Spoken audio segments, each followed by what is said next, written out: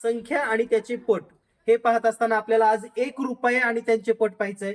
तर पहा 1 रुपया म्हणजे एकला जर आपण अर्धा रुपये केलं म्हणजे निम्मा केलं तर होईल 0.50.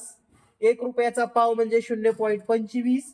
1 रुपयाचा पाऊण म्हणजेच अर्धा आणि पाव मिळून पाऊण होतो 0.75. 1 रुपयाचा सव्वा म्हणजे एक आणि पाव म्हणजे 1.25.